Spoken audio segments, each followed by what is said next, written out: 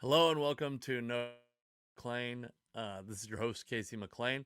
Today's guest on the podcast is Dan Szymborski. Dan Szymborski writes for Fangraphs. He's written all over the place. He is one of the foremost sabermetricians in baseball. I'm a big fan of sabermetrics. Don't let that turn you off, though, because this is not a podcast where we focus heavily on statistics, because I think Dan's one of the funniest baseball writers around, especially online. He's so funny. So follow him on Twitter at, I think it's D Szymborski. Check out his writing at fangraphs.com. And please enjoy what is like 45 minutes of very funny conversation, in my opinion, followed by, we get into the baseball a little bit. It is opening day tomorrow if you're listening to this as it comes out. So for God's sakes, we got to talk about a little bit of baseball. However, we don't focus on the nitty-gritty of sabermetrics very much. If you want to see me do stand-up comedy live, and I hope you do, please, for Christ's sakes, come see me do stand-up comedy live. I had my next week's episode is with Gabriel Rutledge. We recorded it in our hotel room we were sharing in Boise, Idaho. We had to share a hotel room because the amount of tickets we sold, it was pretty financially irresponsible to get 2 hotel rooms. So I'm in Oklahoma City. If you live near the area, I'm with a great comic named Paul Verzi. Come check us out. It's my first time in Oklahoma City. I got a couple Sonics jokes chambered. We'll see how they do. They could bomb pretty considerably. By the way, not gonna make an Oklahoma City bombing joke. I will not. That's not my lane to make Oklahoma City bombing jokes. Although if I do very poorly on stage, I suppose that is an Oklahoma City bombing. All right, that's the only one I'm going to make. It's a tragic event. I don't need to make jokes about it. Please enjoy. Oh, go to dkcmclain.com /calendar for any future stand-up dates. I'll be at Tacoma Comedy Club the weekend after next, and then Gabe Rutledge and I were trying our hands at succeeding in a door deal again at the Chalet Theater in Enumclaw, Washington on May 1st. So please check that out if you live out there. Thank you for listening to this podcast. Follow me on all social media at the Casey McLain. And now please enjoy Dan Szymborski. Obligation to do a video, but it is an option if you would like to. I don't know. Yeah, my camera's acting kind of flaky, so I haven't used it in a bit. All right. Now I don't even know if it's really you. Now I'm No one could imitate me. I'm too weird. How are you doing? Did you realize that it's been the last time we podcasted together? It was not only pre-pandemic, it was like October of 2019. Yeah, October 2019 seems a long way ago. I remember I was trying to remember who won the World Series in 2019. I was like, who won after the Nationals? I'm like, oh, it was the Nationals. It's just that this has been the slowest year that ever existed in the world. It's simultaneously, it's got the same two I think competing effects. One is that everything feels like it was a million years ago, and also nothing's happened in between, so it's hard to even measure that time, right? See, I'm used to being, around the house a lot, but I'm not used to the world all being around their houses too. I can't live vicariously through people who make more of an effort. True. That's actually my question. My wonder is, because you seem, maybe, I don't know if introverted as a personality, but as a lifestyle, right? I think you seem I'm fairly introverted. Professionally, I kind of play an extrovert for the purpose of, I guess. I'm not shy or anything, but I just like to do stuff on my own. Yeah, that's the way that I don't think you're introverted like you're lacking confidence. There's probably many reasons for introversion. But yeah, you're oh boy, the boy, especially without video now. Did someone break into your house to murder? No, that was a cat. Oh. He knocked over something. I don't know what he knocked over, but I'm not going to worry about it since it wasn't like glass breaking. All right, just so you know, I'm recording. This is already part of the hot podcast that we're doing. That's fine. I don't say anything. I'm not Mr. Tom Brenneman. I did yeah, we had to edit out about 45 racial slurs before, but I- are you TLM 103 still? Is that the microphone you're using? 102, 103, the Neumann? Well, at the moment, I just have my I've been doing some rewiring, so I actually just have my old Blue Yeti out. Oh, okay, it sounds great. You were the last time I was so blown away at how good you sounded, and you still sound great. I just do you use that for streaming? Is that the specific purpose? Well, this is just kind of the one I had before, but I kind of had wires because I've done a lot of upgrades recently on my computer. Okay. And my wiring tends to be kind of messy because I have like 4 computers here in my office. Yeah. And one thing I found while assembling kind of a new build is I had a lot of like USB and SATA cables that weren't connected to anything on either side. They were just kind of loose within the mess of wires, just hanging out there. So I'm a sloppy person, I guess. Every time I do that, every time I incorporate a new piece of equipment into my it's generous to call it a workflow. By the way, I say workflow because it sounds nicer. But every time I incorporate a new piece of equipment, I'm like, I'm gonna take everything off the desk, and we're gonna start from scratch. And I'm gonna have zip ties and those Velcro straps, and the wires are all gonna run together.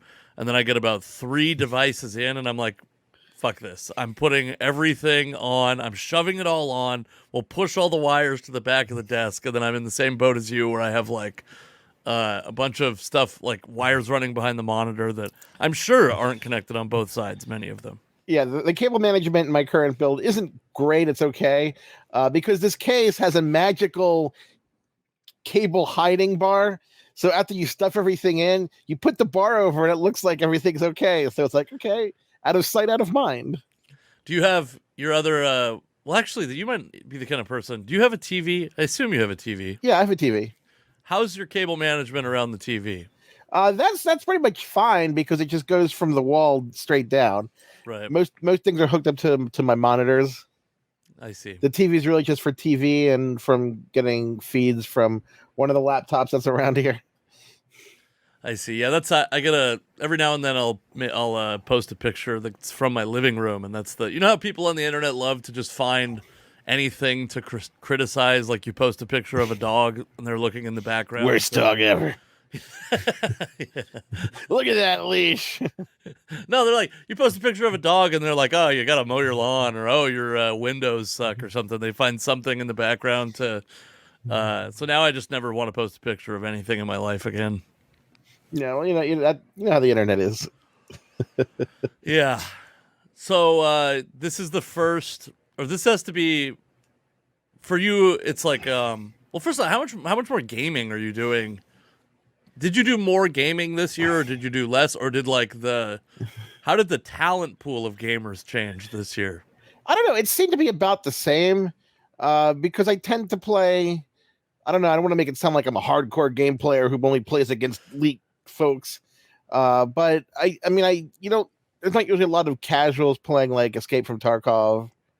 I guess there's a lot of casuals playing Hearthstone, but I haven't really noticed any difference in quality. I mean, my gaming time is probably about the same because I've been in a gaming pattern for 40 years. Mm-hmm. Since I got an Atari 2600 when I was 2, I believe, or was it 3? Somewhere around there, I got an Atari 2600. And so, I mean, since I work from home, and I pretty much always work from home, I have the ability to, to game when it pleases me. Hopefully around my work. I'm not playing anything now. Sometimes I have done some like mindless MMO stuff while doing radio. Sure. Like I did a couple months ago, I did MLB Network while I was grinding out mining in Final Fantasy 14. They didn't know I'm sitting there like mining like adamantium ore, like with my little character. It's going ding ding ding. That's very funny. Scott, because the way I am is, I guess one of the reasons I don't like, I like to be on my own is I can kind of control the amount of stimulus into me because I have kind of issues sometimes in crowds where I can kind of hear every conversation and pay attention to every conversation, and it gets a little overloaded in my brain, and it just gets very tiring, which is why I love being in the press box because the press box is fairly quiet. Yes, that's I have that. I call it there's probably like a really good definition for it, but I call it like audible ADD, where it's like if there's too many sources of sound. I also, by the way, believe this is like a symptom of being on the autism spectrum, but when there's too many sources of sound, I just like it becomes kind of overwhelming, and No, I no, I understand. It's because I think it's because you're supposed to be able to block out things that are irrelevant. yes, And just the way my brain works, it doesn't really block out things that are irrelevant. So yeah, I can get distracted like in person to person conversations pretty quickly. hmm My girlfriend's always annoyed by that because she'll be talking to me about something important and I'll notice like someone's hat or something that someone else said like across the room that I can hear. And she's like, "Dad, you're not even paying attention." I'm like, I'm trying to, but yeah. you need to you need to cut to the chase a little bit here. My attention tends to waver. I was actually, it was nice this year because there were a bunch of supportive articles of video games. So I spent like 3 years with my wife not playing any video games at all, just like being productive and all that stuff. And then this year, I bought a PS4 a couple years ago, and I this year has been particularly gaming heavy for me. And then I saw this article very early on that said that gaming is a good like non-narcotic treatment for anxiety. And I'm not sure if you're familiar with the year 2020, but there were a lot of reasons to be anxious in 2020. And so I have the Jacksonville Jaguars have won about 9 Super Bowls for me in just like mindless offline franchise Madden play. And it's like, as opposed, instead of drinking like a couple beers to finish out my day or whatever other uh intoxicants people may take in or anti-anxiety medication, I'll play like an hour or two of offline Madden franchise instead. And this has been the year I'm like, this is medicine, baby. Oh no, people. I've played Madden for a long time. Before Madden returned to the PC, I was actually one of those people that I actually created entire playbooks, and I Mm, used kind of a hacking tool to make larger playbooks than the ones that Madden 8 were allowed. I have a giant spreadsheet with all the formations in Madden 8 with the measurements of where each receiver stands. So see, anything I do, I tend to make very, very nerdy. Like when I play Madden or NBA 2K, I keep track with I keep track of all the data that I play versus the computer because I have to adjust the sliders so that I win a certain amount of the time. I try to target 53% of the time I try to win.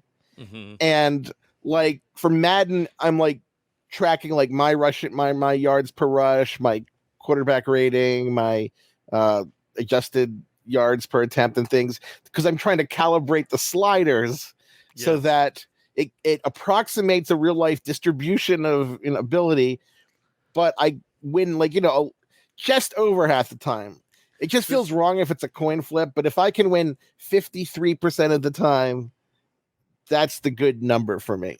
Yeah, I'm very obsessed in Madden with like, I mean, eventually my quarterback is gonna break the passing yards and touchdowns record in a season. It's gonna happen, but I don't want it to happen every season.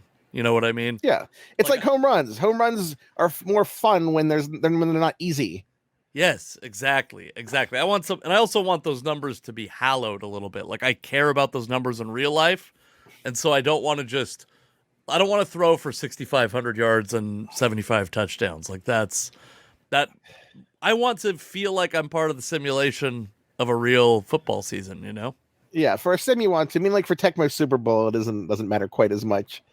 I remember True. one year, my friend Bill and I, we played the entire schedule of Tecmo Super Bowl on NES. Wow. By the way, if you rush for like 5 yards per carry in Tecmo Super Bowl, I think you have to go 0-16. There's no way. There's no way or you score once a game. I like that's like a 12 yards a carry game. I love the cadence that they would do in Tecmo Super Bowl because it was a very non-English voice going, "Ready, down, hoot, hoot, hoot, hoot, hoot, hoot, hoot, hoot, hoot." And I'm not trying to do a racist imitation or anything. That's just literally what it was in Tecmo Super Bowl. Anyone who plays it can hear that. It was just the funniest thing that's what it was. And well, does that always, what's the race that sounds like German to me almost? Yeah, I think it was Japanese because it was Tecmo, Okay. but I'm not really sure. It was just I don't know who says hoot hoot hoot. But I always liked because you didn't have defensive plays. Mm-hmm. You would guess the opposing team's offensive play, and you always knew it was trouble when everybody rushes in, and like that's how it. You guessed right because the defense would just overflood just Zerg rush over the offensive line. And just you were dead. I mean, football dead. So I don't think I've done more video gaming as a group, and I know a lot of people have, and of course with things like the mining being big again, GPUs are really hard to get. Sure. I had to kind of camp Newegg to get a 3080 at retail, and I sold my old GPU for a super for more than I'd get in a normal time, but less than it was going for on eBay. But it's kind of hard to game right now, so consoles make a lot more sense. I have a PS4 too, also, but I don't have a ton of games on it. I have like the MLB The Show games because they're not on the PC. I have some. I have NHL because that wasn't on PC. I have a Legend of Heroes Trails of Cold Steel 4 because it was released in Japan and not the United States at this point at the start of the pandemic. And this is like a 9-game like story arc. And so I played through the Japanese version on the PS4. I don't speak Japanese, but I kind of felt that if I was going to die in this pandemic, I kind of at least want to get closure on the storyline of the game I was playing. so I played through it for that, and I have lived through it so far. I mean, I did get an injection, so hopefully that takes after my second one. You got a vaccine? Yeah, I got my Pfizer on Friday. Ooh, this is gonna be. I got a Moderna, and I can't figure out. My wife got a Pfizer, and I got a Moderna, and we're in rival gangs now. Yeah, it is kind of like that because my mom was like giving me mom advice. She's like, Danny, you want to get the Pfizer one. Since my mom's Jewish, I always do the bad voice. That might have been a more racist impression than the. See, that probably it might be. But she's like consistent. I'm like, I mean, like they're basically the same. She's like, you just don't want the Johnson and Johnson, and I'm just like, it's really just fine. I'll take whatever I can get. It's not like you can sign up and that's. Well, and I know people who are like, I don't want the Pfizer or the Moderna because they're this new. Here's what we got. We got a lot of non-scientists with opinions, and then almost uniformly scientists are saying just take whichever one you can get in your own. Yeah, that's the idea. And I love the conspiracy theories because the conspiracy theories don't bother me. Like the result of the conspiracy theory, it's like, oh no, Bill James is installing an OS in your DNA. I'm like, I don't really care. This is a very nerdy baseball mistake you just made. You said Bill James and not Bill Gates. God, I said Bill Gates. I think Bill James is putting one in yours. Bill Gates maybe in mine. Bill Gates. But like putting an OS in your DNA for or whatever the weird conspiracy theory is. And I'm just thinking, I don't really care if that was the case. Yeah. It's like, that doesn't scare me as a conspiracy theory because I mean, if you're gonna run my organs on Windows Bob, I would still take it, or Microsoft Bob. I would still do that just to have the vaccine. It's like, fine. Like, they're gonna know your blood type. Like, I really don't care. They can know my blood type. They can know everything about me.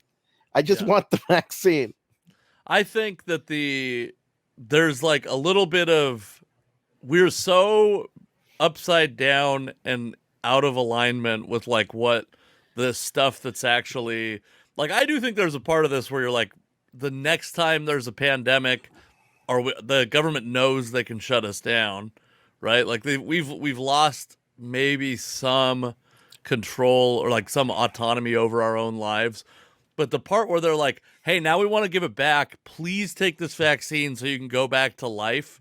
Doesn't like the game theory in my mind does not allow like both of those conspiracies to exist concurrently, you know? Yeah, I mean, I'm naturally skeptical about, government things because I'm a libertarian. I'm one of that weird, snarky libertarian crew. Although I don't really, I don't really wear my politics on my sleeve at all. I think that's kind of the last thing that people want to read from me on Twitter. So I kind of stay out of that whole.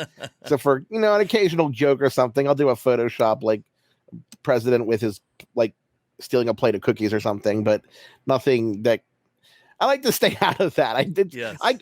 Enough people hate me for baseball things that I don't want to get into politics too. That would just be a nightmare. I think that's I have some like libertarian leaning ideas. My problem, I think libertarianism is a victim of its representatives. Do you know what I mean? You see there's kind of the technocratic, like the reason libertarians, and then there's the weird people like in the Libertarian Party who have hats and have crazy people at conventions and wanna, don't pay the government for taxes. I've been off the radar for 40 years. Like, yeah, I'm kind of like for, limited government in my life. I'm not a crazy person. That's not kind of what I want. Yeah, I'm like, let's reduce military spending and give me more like personal freedom. Put less people in prison, nonviolent criminals in prison. That's like that, but that's always the thing that everyone always does, right? Is they take you're like, oh, I kind of agree with a couple libertarian things, and they're like, oh, so you think everyone should be walking around with banana clips and AKs? Every child should go to school with a banana clip and an AK. And I'm like, no, I didn't say that. That's not even like that's the least generous depiction of what we always do that though. We're like I remember when my dad's a conservative, my mom's a liberal, which is why I've kind of have the same inclination to really weigh in any serious way on politics. But I remember I asked my dad when I was growing up, I was like, what's a liberal? And he goes, this is what a liberal is. The liberals want everybody to have, it's like if I was like brushing my teeth when I asked him this question. And he goes, see, you're brushing your teeth and you're using Colgate. And what the liberals want is for everyone to have Colgate. So not only does everyone have Colgate, but everyone has to have Colgate specifically, even if they don't like Colgate. And I was like, oh, okay. Like in my mind, I was like, that seems like they're really obsessed with toothpaste. That seems unrealistic. But then like he's just giving like he doesn't like what they stand for, so he's giving them the worst possible definition. Yeah, that he people could, right? People are always uncharitable to their, I won't say enemies, but their ideological rivals. People will find the least charitable way to explain everything. I grew up in kind of a weird household. The way, I mean, it had benefits and it probably had some drawbacks. I had a very kind of a free family in a way that I was encouraged, if I had a question, I was encouraged to explore it myself and read and do things like when I was 4, I asked my grandfather, what happens when you die? And he gave me some reading material on the actual physical process of putrefaction. And that's just the kind of 4? Yeah, when I was an early reader. So this was the environment that I kind of grew up on, and I was always very independent in how I approach things intellectually, and that's kind of how I ended up into my job. It's just I kind of explored something, and one thing led to another. But there's downsides to that kind of thing. Is that I am kind of undisciplined. I can be a little unfocused, a little difficult to pin down to something. And if something doesn't interest me intellectually, I have an almost, a stubborn inability to do anything about it. Like getting me to do paperwork of any kind. And even realizing it's just it's like a nightmare. I always do taxes at the last minute. When I started working for ESPN back in 2010, they had to get on me because I kept forgetting to give them my bank account information so that they could pay me, because it was just a whole paperwork thing I had to deal with, and I just wasn't interested. And so it took him like 3 months to start paying me because I didn't give him any information. We refinanced our house in the pandemic, and I have the same mental block where I'm like, luckily the mortgage company, and the way it is right now because of COVID, there's like, you can get like a, what do they call it? Like an appraisal waiver. Cause I'm like, ugh, I got to schedule an appraiser to come in. And then like, what if they don't, what if they appraise our house low, or like, do they care if we have dishes in the sink? And then there's all this paperwork, and they just did it all for us, basically. Appraisal waiver, the mortgage company did it all for us. And if they hadn't, we would have never refinanced. I would rather pay an extra like $100,000 on our mortgage than possibly have to deal with all that stuff. I can identify with that pretty closely. I also think we're at this point in the world where like there's an imbalance between how much information people have and how strong their opinion is on something. So like I think what you're describing is actually like it's not really undisciplined or lazy. It's like you just aren't going to like pretend like you have a passion for some shit you don't have a passion for. You know what I mean? Yeah.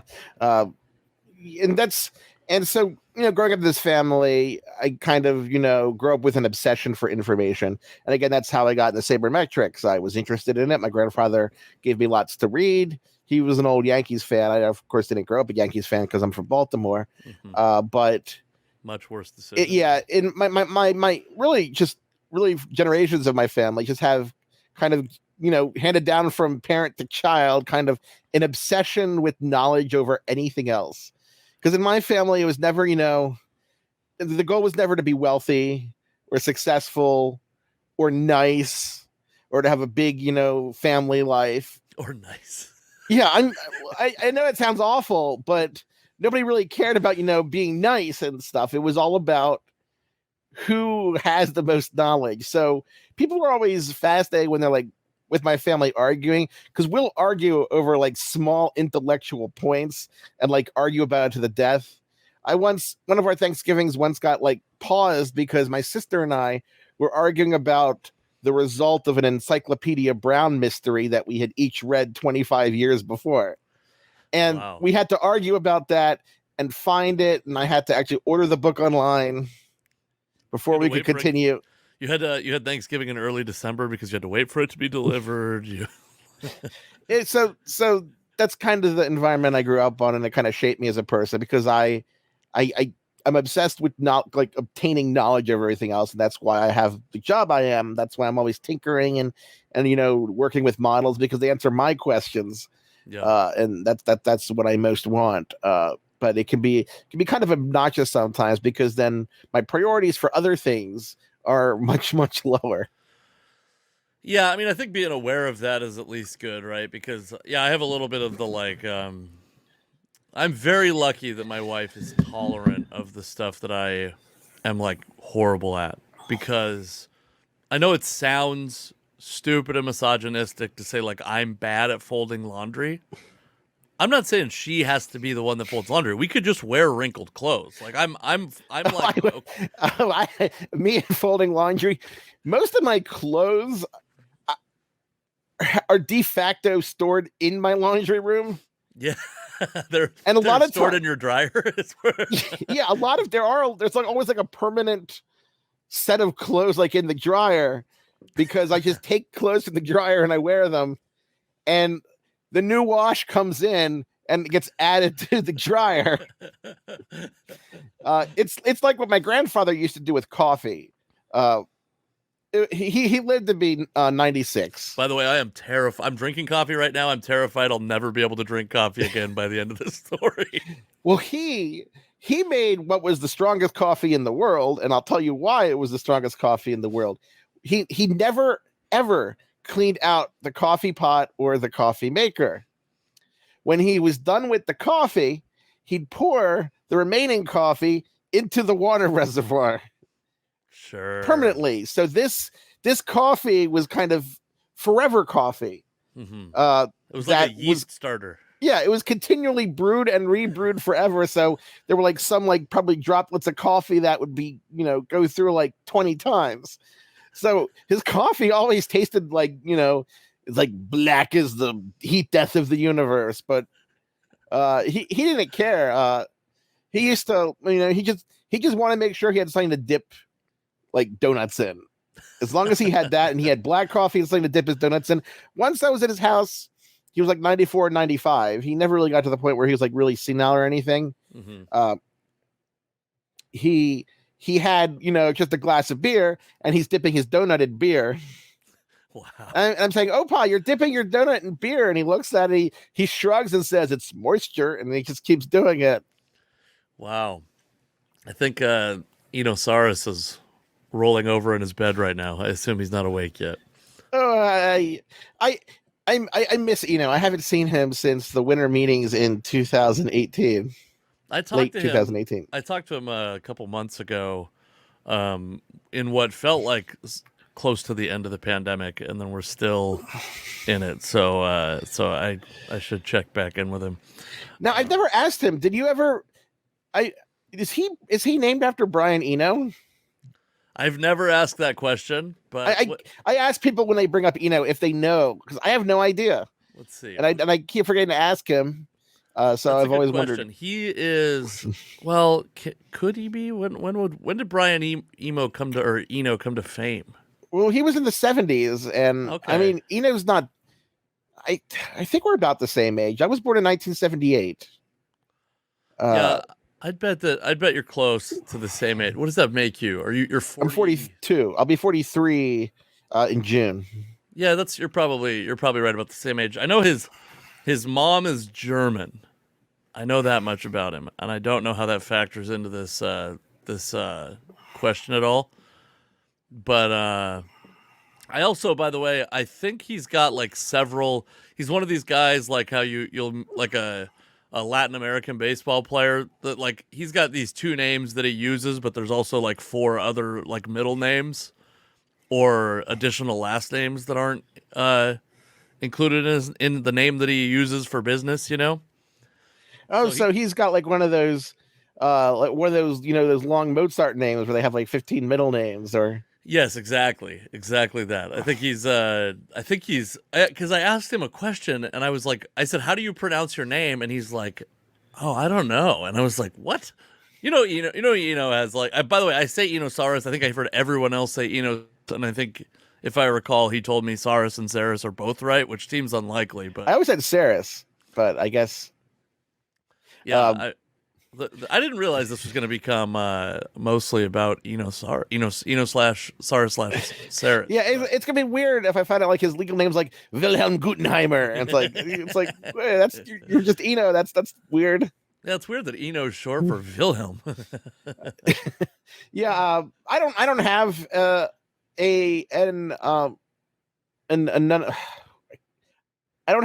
don't have a working name. I'm just my name. If I did have, an eponym, I would use something that's easier to spell. I know. By the way, I had to look it up multiple times today while I was doing some preparation, which we haven't even gotten to my preparation yet. You're like Woody from you just pull a string on your back, and it's Yeah. When my godmother when I was a child dubbed me Constant Comment. I used to, as a kid, I used to walk around with a radio and I'd record my little radio show, I called it. I was like 4. And I would interview people. I would do commercial breaks and sponsored ads for like Puppy Chow and Chuck Wagon. And my godmother just dubbed me Constant Comment because I kind of, again, I was a weird child. I would just have snarky comments about everything as like a little kid. Mm-hmm. I kind of feel bad, but I was a real dick as like a kindergartner because of the family I grew up in. My knowledge level was a little higher than other kindergartners, so I kind of used it to psychologically torment them because I knew that Santa Claus didn't real. I knew what happened when you die. I knew how babies were made, and I did kind of torment the other children a bit. Tell me what you think about this. I've had this discussion with a couple people and I know you're not a parent, so I'm letting you weigh in on something. I'm giving you a lot of power in my life, so I hope that this manipulative streak ended in kindergarten. Uh, so we've basically abandoned this, but my initial plan when our daughter was born was to only show her like TV and screens if it was something kind of educational. So I thought like I'll put nature documentaries and science documentaries and stuff on in the background. And when our daughter was born, Planet Earth was on Netflix, and then it stopped being on Netflix. I don't think it's on any streaming service now. Um, but it was replaced by Our Planet, which is another David Attenborough narrated nature documentary. However, in the years between Planet Earth 2, Our Planet, the tone of these documentaries changed quite a bit. It went from stuff about nature to a global warming propaganda film, basically. Not that I'm a global warming denier or a climate change propaganda film, but I think that I asked a friend of mine who has kids, by the way, I was like, I don't know if I want to let my daughters, I don't know what age is right, but I don't think 0 years old is the time to introduce existential dread into a child's life. It kind of always bothers me when people have like their like a 4 and 5-year-olds being very political. Yes. My mom once commented on that she hates when she sees kids that have the exact same opinions as everything on their parents. And she said that if you had grown up with all the same opinions as me, I would have considered like myself a failure. Sure. If that had happened. I really have no parenting advice because I don't have kids and I probably shouldn't give advice for things I have no idea about. Well, I'm going to do whatever you say, Dan. So oh, God. Exactly what you say is what I'm going to do. Well, unfortunately, I'm just saying the way I was raised, I was just kind of let to explore what interested me. Sure. No matter how inappropriate or troublesome. That's just the way I was raised. I don't know if that is appropriate for everyone. I think it depends kind of on the temperament of the kid. Sure. I didn't have a lot of rules growing up. Like I didn't have a curfew. I didn't have any. Interesting. But that's just because it worked for me, I think. It's interesting that you grew up without a curfew and then just stay at home as an adult. Yeah, I did all the partying. I mean, my grandfather was buying us beer by the time I was like 12, and we always grew up around drinking as a thing. So binge drinking. 12 years old, dipping donuts in my beer, hammered. No, but even younger than that, like my grandparents, my grandfather would keep brandy soaked raspberries in his cellar every year, and for the Christmas party he'd bring up the brandy soaked raspberries and put them in a giant punch bowl with lots of bottles of champagne on top of it, and we all drank that as little kids. Sure. And it was pretty alcoholic, and we grew up around alcohol, and drinking was never a big deal. And as such, I mean, my sister and I, neither of us ever really became binge drinkers because it just seemed as weird as being like a binge French fry eater because we always had alcohol. We always had French fries. Let me say, for the parents out there that are considering using this as a guide, that I don't think giving your adolescent child alcohol always has the outcome that yours suggests. Yeah, please. Dan Szymborski and Dan Szymborski Productions does not endorse any particular cause of action arriving from any advice that I might give at some point ever. All right. We should talk about baseball before I run out of time with you. Well, I have till 4, so we still have plenty of time. All right. So 2020 for your time or for my time? Are we doing 5 hours? Oh, or what? No. For my time, I have a 4 o'clock. I mean, I could talk for that long, but people would stop listening at that point because there's a limit of how much you can listen to me without saying, "Oh God, does Szymborski ever shut up?" I'm actually kind of curious. How much baseball do you actually watch? And I mean that not in the like. People get very critical of sabermetrics folks about like caring more about the data than the actual game. I actually really love consuming a season through data instead of trying to with some religious fervor watch every single game? No, I have 3 TVs in my office, and they're always when there's baseball on and I'm not on the radio or something, there's always baseball on the TVs. Okay. Now, I don't really watch, I guess, individual games in the traditional way. I go between the games that interest me the most and at times interest me the most. Mm-hmm. I'm from Baltimore, so I grew up an Orioles fan, and I always have kind of a warm spot for the team. But I don't sit there and just, watch Orioles games or something from like start to finish. I watch, oh, this game is interesting. It's 5-5 in the 6th. I'll turn over to that one. So I watch a lot of games, but they're all kind of like in fragments. Mm-hmm. As I hear about your day and how much gaming you do and the way that you consume baseball, I have to wonder, how does your girlfriend handle all this? She just kind of just avoids, I think, the conversation. She's used to me at this point. Oh God, hopefully this story will never get back to her. I mean, I've mentioned it a few times, but she only has a vague idea of what I do. She knows I write about baseball, but she has no interest in baseball at all whatsoever, or any sport. Mm-hmm. It's just something that I do for a living to her. And some years ago, she asked me, like, to try to explain her job, and she had seen Moneyball, the movie. Mm-hmm. And I said, like, the kind of stuff that Jonah Hill's character does, those are the kind of things I do. I've never worked full-time for a team. I have no interest in that, but I've consulted a lot over the years. I've sold a lot of data, and I still sell data. And so I explained that, and I thought that would put an end to it.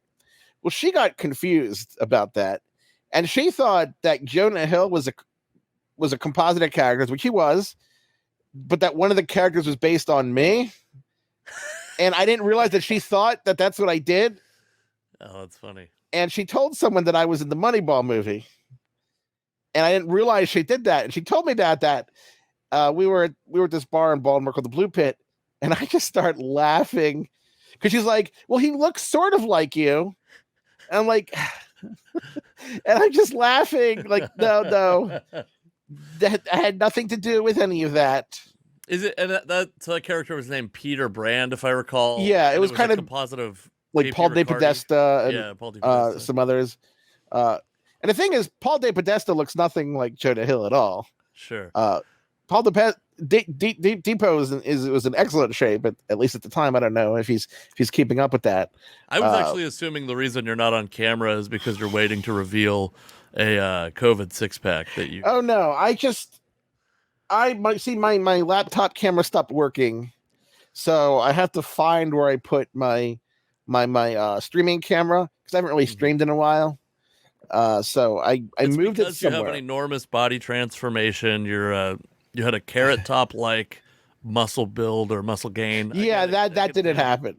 There was no increased exercise over the pandemic. I think it's kind of charming that nothing changed in your life at all. The entire world shut down, and you were like, "Oh shit, that's weird." I have eaten a lot more DoorDash. Okay. But you see, I haven't gained weight despite all the DoorDash I'm eating, which kind of makes that I haven't put on weight. It indicates that my lifestyle was already fairly unhealthy before the DoorDash. You said healthy, I was ready to disagree. I didn't want to mislead people, but so it's like, oh God, so something should have changed. I should be gaining weight, but I'm not. That does not bode well for how many calories I was consuming with my cooking before. I might be using too much butter. You're the only person in the world who not gaining weight is an indictment of their lifestyle. Wow. That's and it's weird because I'm less active than I was before physically, but I still haven't gained weight. So it's like was I just really bad at exercising before? Was it just not doing anything? Well, you're not a guy that's like spending any time in a locker room probably, right? No, I have a gym membership. But mostly it's just... I'm in a baseball locker room. For clarity. Oh, no. I'm credentialed. I go into locker rooms, but I'm not a beat writer. Sure. And one, I don't like taking attention away that beat writers need. Mm-hmm. because it's the reason I didn't go to a single game last year.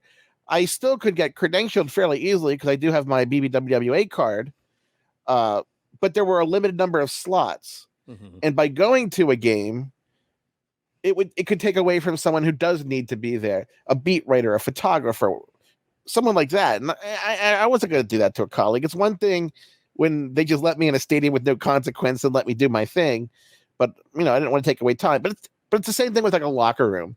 There's only so many people like a manager or a player can talk to, and for me, I'm not getting a quote for a piece. I'm just shooting the shit with people. I mean, I text back and forth with people in baseball all the time.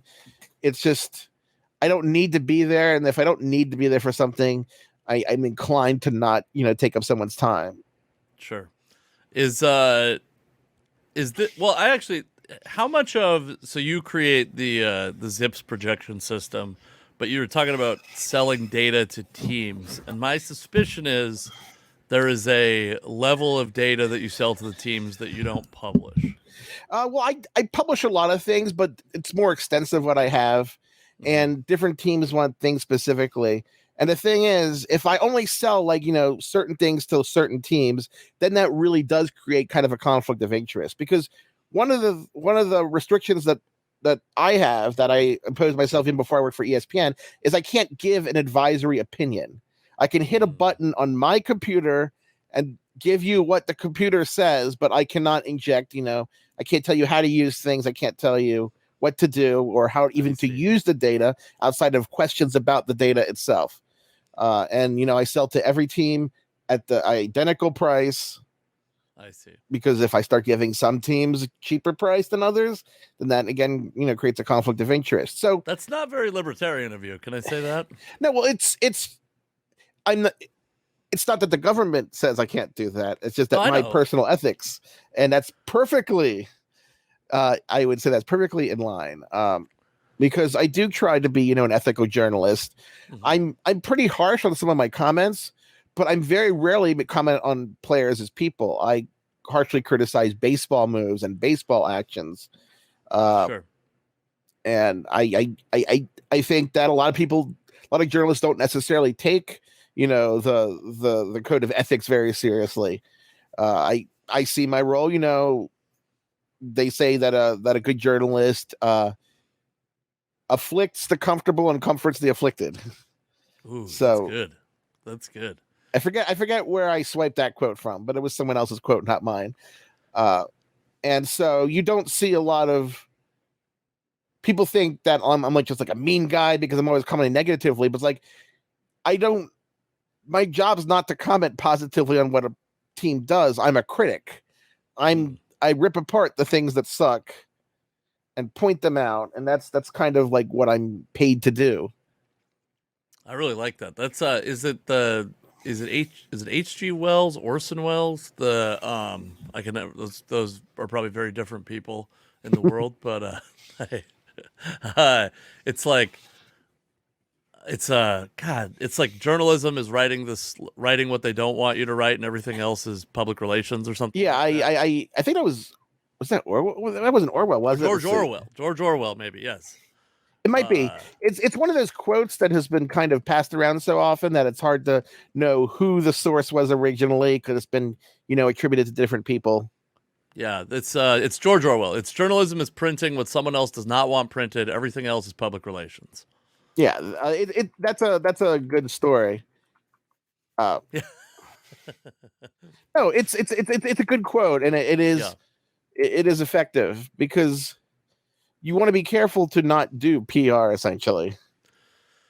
Sure, absolutely. I think, and I mean, I actually, so I studied journalism, and that was a part. Oh, so so I am lecturing to someone who's more educated in journalism than I am. Oh, no. I'm not saying that at all. What I'm saying is that wasn't my point at all. What I'm saying is that actually, the reason I stopped wanting to be a journalist is because I don't think anyone's doing what you're doing.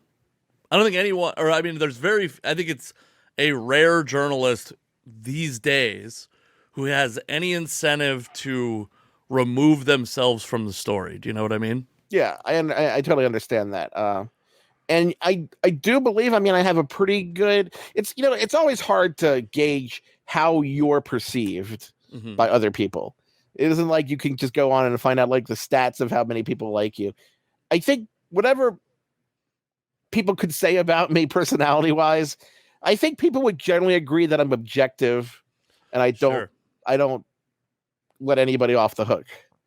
Yeah, that's why I always say that like it's really easy to be principled when the world agrees with the results of your principles, right? Yeah. One thing I do is like when I read things is I tend to try to read like politics things. I read things that disagree with me a lot more than things that agree with me. Because I don't see the value of an echo chamber in anything, even for things I agree with. Yeah, I also think like before getting mad, this is what we were talking about at the very beginning, but before getting mad, you should at least, like, that's a big emotion for me, to not do any research on, to just get mad without looking into it at all. Yeah, one thing that I don't know if everyone gets about me is like when I'm going off on something on Twitter and like getting just mad, I'm not really mad. I'm not really, emotionally caught up in it. Yeah. I get exasperated, but it's really hard to get me actually seriously mad about things. It's I kind of take life, I don't want to say as a joke, but I kind of live for my, knowledge and amusement, I guess. Well, I think the internet's made for that kind of nihilistic approach, where I think maybe in real life there's a great quote where it's about comedy, which is what I care about now, is a lot more than journalism, but it's way funnier to say fuck vanilla than it is to say, hey, I kind of prefer vanilla to chocolate, or I prefer chocolate to vanilla, right? Like, it's way more compelling to say, and on Twitter you don't really have the same I would say you are not held to the same journalistic standards outside of commenting on baseball as like Dan Rather. And oh God, I would hope not. Yeah. If someone confuses me with Dan Rather, then they need to go to the oh God. That's actually a symptom of COVID. Is if you think Dan Szymborski is Dan Rather, it's you please go get a vaccine or some get on a ventilator. Hell, you need a team of people. You don't go to a doctor. You have to go to your team at that point. How much more difficult is it this year creating the Zips projection system with, you have one, limited data, but also, this is maybe I know this is a Jeff Zimmerman lane, but I've been thinking a lot about how pitchers every pitcher has no pitcher in baseball threw more than like 84 innings last year. Oh, the making the projections this year, running them was a nightmare essentially. Because projections are based off of empirical data, what happened before. There's no experimental data in baseball because you can't play a season a million times in real life and kind of experiment with control experiment. You have to, everything we know about baseball is based on what happened in baseball before. And determining like the proper weights for seasons and playing time. The weights for seasons is probably the most difficult because Zips tends to be fairly agnostic about the playing time. I let people figure out playing time, but you don't really know how much you're supposed to wait 2020. I mean, I went back to do 1981, 1995 to kind of get an idea of kind of the best approach for weighing those shortened seasons. And the approach that worked the best was considering those seasons as being like unfinished and then filling out the seasons with the in-season projection at that point and then moving on from there. That approach worked the best, but I don't know if that works in a 60-game season, especially a 60-game season in which the playing conditions themselves were very odd. Because the 81 and 94, 95 shortened seasons were shortened seasons because of just labor issues. When the games were actually played, everything was normal. But in 2020, not only was the season shortened, I think that if it had just been a strike or something, it would be a lot easier to deal with. But it was like a completely new environment, no fans, weird divisions, weird testing, new rules, spring training kind of truncated and doubled and to you. So I have no idea if it is the best approach. Normally, different stats weigh differently depending on recency. Like, strikeout rate tends to change quicker than, say, singles rate or something. But as a whole, usually the most recent season makes roughly 40% of a player's overall projection. But estimating it this year, it's more like 20% based just on history and the number of games. But I don't actually know if that's right.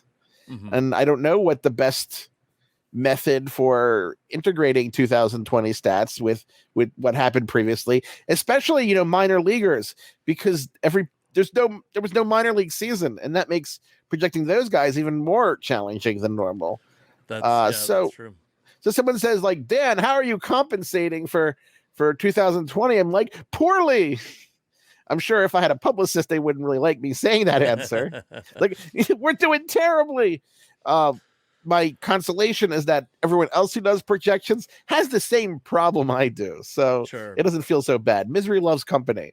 If you could go back, I was thinking about like comps, and I think there's probably like the World War I, World War II seasons. Obviously, the information isn't as relevant now, and the impact of those isn't necessarily relevant because a million technological advances have happened, and the game is played differently now. But and by the way, I think as a libertarian, you will agree, we would prefer not to have a war that takes several baseball players out of baseball for a year. we do not prefer any wars, or that's not a good thing. Right. The problem is that, I mean, that had a kind of a different problem from a baseball standpoint, because not everybody went to war. So you had some players to compare to. I guess Bucky Walters would be one of them. You can see kind of gauge from the players who didn't go to war. I don't think Bucky Walters went to war. I'm kind of just working from memory here. If Bucky Walters went to war, I apologize to the Bucky Walters fan club out there. But then you have a basis for comparing how the players. You could say how the players who stayed did relative to projections that assumed no war. You could get kind of an estimate of the level of play, the strength of the opposition, and the offensive levels. But you can't do that here because there's nothing to compare to. There was just no baseball; it was just gone. Perhaps I think next year or in future years there may be a player who opted out versus, because those are going to be rare. That might be too small of a data set, but that'll be interesting to see the effects of opting out for a full season versus just playing the abbreviated season. I kind of feel it kind of gets the Colorado Rockies off the hook, because Ian Desmond is opting out for 2 years now. Oh yeah, and they haven't had to pay him. That's like Robinson Cano doing steroids. I think they might be putting steroids into his team meals. Yeah, I think that the Rockies should still have to pay, but it goes to charity or something. All right, I don't want to take up too much more of your time, but you think my time's valuable? Well, I guess if you could quantify. So this is my day job is kind of in this space also. If you had gun to your head, had to quantify the level of variance that you would expect in a normal season, variance between actual results and ZiPS. And I know, like you said, ZiPS is mostly on a rate basis, versus the variance of 2021's ZiPS projections. How different are those variances? I think that in the end, the results are going to be worse, but I don't think they're going to be dramatically worse. Okay. I think we may see a few players with extreme differences. I think maybe the COVID people will be kind of more difficult, because there seemed to be a large range of reaction to COVID Oh, the people that actually contracted yeah, COVID. like Moncada with the White Sox. He talked constantly about being constantly fatigued during the rest of the season. But someone like Freddie Freeman, he had symptoms from COVID and he won the MVP award. Sure. So, I mean, and you're seeing that, of course, with just the medical effects of COVID. You see people who, just it's nothing. They don't even get symptoms.